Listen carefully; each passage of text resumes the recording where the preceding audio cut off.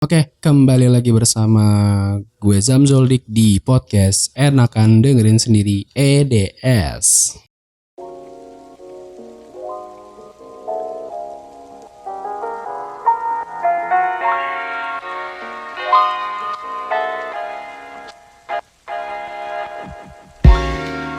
Oke, episode kemarin kita udah kedatangan kontributor baru dari GBH48 yaitu Tauhid, di mana kita akan berkolaborasi lah ya bikin podcast EDS, dimana nanti EDS yang dibawakan Tauhid itu lebih soft juga, jadi lebih ke arah banyak lagi keresahan-keresahan yang dia akan ungkapkan di podcast EDS, tapi untuk materi yang dia bawakan mungkin lebih soft, tidak terlalu, kalau gue kan lebih ngarahnya dark ya.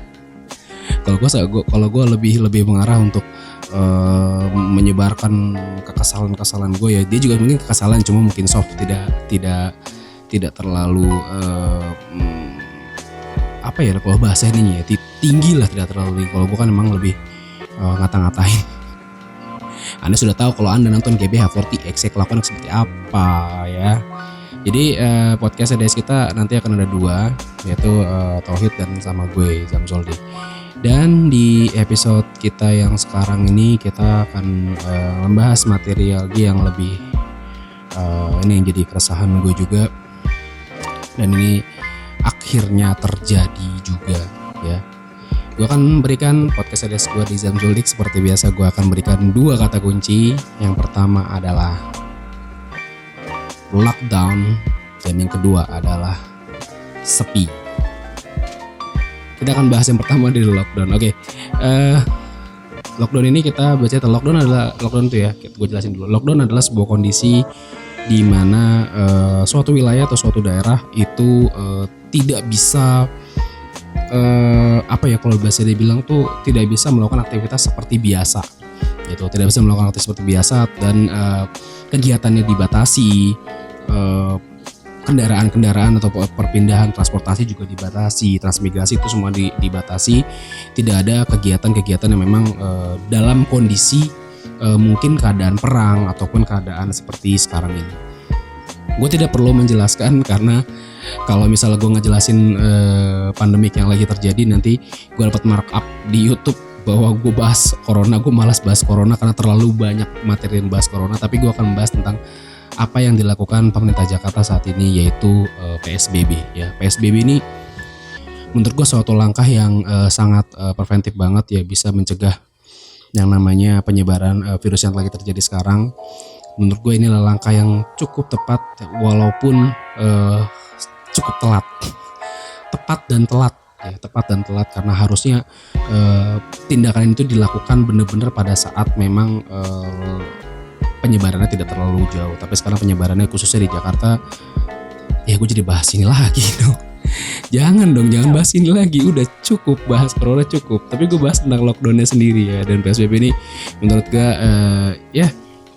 ini salah satu tindakan yang tepat tapi telat ya. Dan yang kedua adalah sepi ya.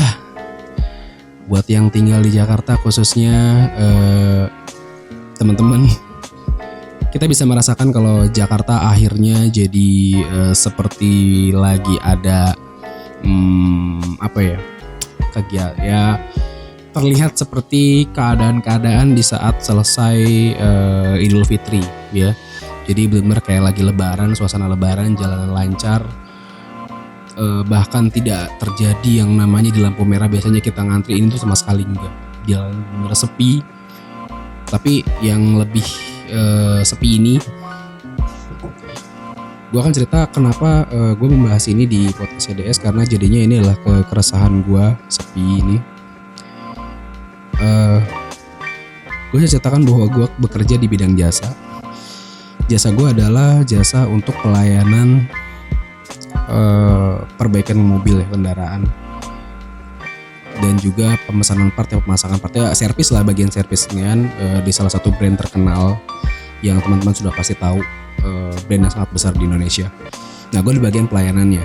Nah, dengan kondisi kayak begini, industri otomotif seperti yang gue gawangi itu jadi sedikit terhambat. dan beberapa karena gue adalah pelayanan jasa, beberapa customer yang gue tangani akhirnya pun komplain terkait dengan masalah ini. Ini jadi gawat banget kalau seandainya ini berlanjut menjadi isu yang berlarut-larut.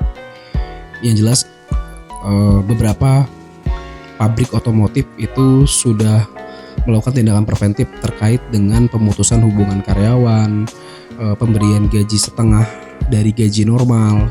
Lalu juga ada mereka yang masuk kerja tapi mereka yang diliburkan, dirumahkan atau cuti tapi tidak digaji. Ya kan, mereka cuti nggak ini yang cuma nggak digaji. Itu menurut gue jadi kayak miris karena efek ini. Tapi mau gimana lagi, pemerintah udah bilang pembatasan sosial, walaupun memang ada tindakan preventif dari pemerintah, ada pemberitahuan bahwa ketika keluar rumah wajib menggunakan masker. Tapi lebih baik untuk daripada kita tetap keluar, maksain keluar. Menurut gue masker pun tidak 100% bisa menahan laju dari si virus ini. Ya lebih kalau misalnya memang tidak penting-penting banget atau keluar, ya baik di rumah. Dan kondisi seperti ini tuh jadi kayak bom waktu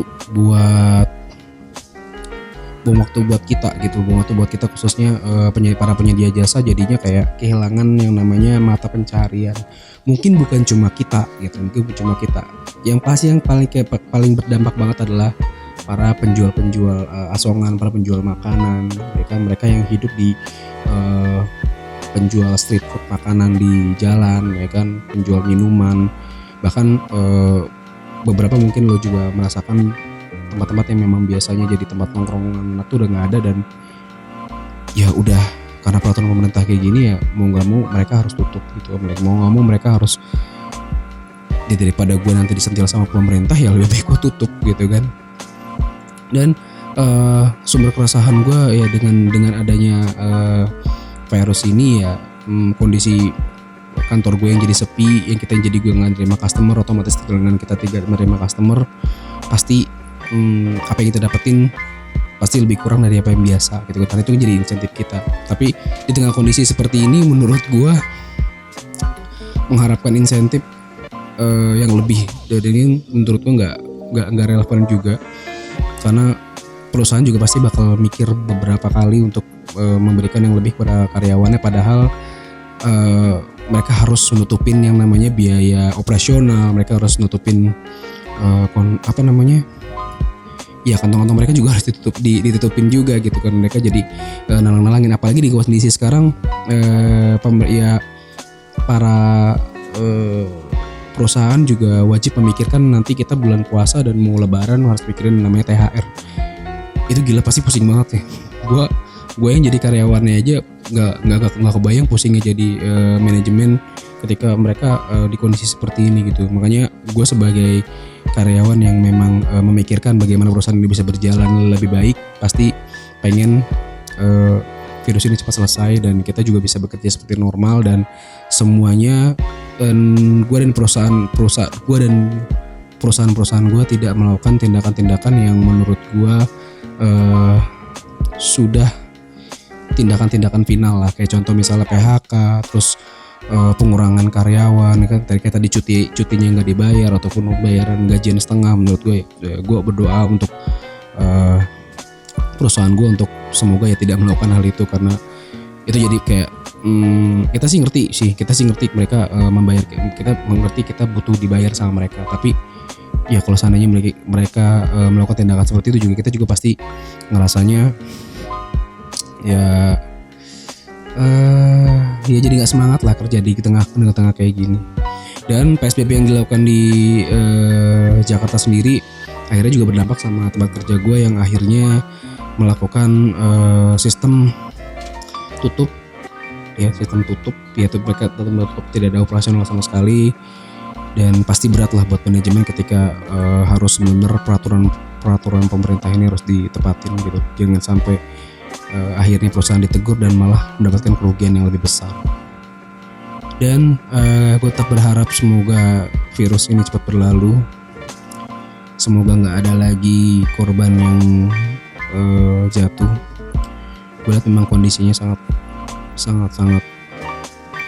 baru ngeri banget. Ketika kita ngeliat berita kondisi sekarang kayak gini udah bikin pikiran kita down, hati kita down, dan ya gue berharap semua cepat berakhir. Semoga Allah mengangkat virus ini ya dan memberikan kita kesehatan untuk semua.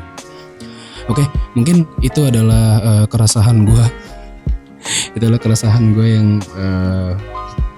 ini emang EDS ini emang sesi curhat sebenarnya sih. EDS ini masih sesi curhat gitu kan. Sesi curhat emang dimana kita butuh platform untuk ungkapin apa yang ada di kepala kita. Seperti slogan gue ingin memecahkan sesuatu yang ada di kepala gue kan. Ya inilah salah satunya. Salah satunya adalah terkait masalah virus ini. Dan itu saja dari gue, dan sampai jumpa lagi di podcast EDS di episode berikutnya. See you, bye.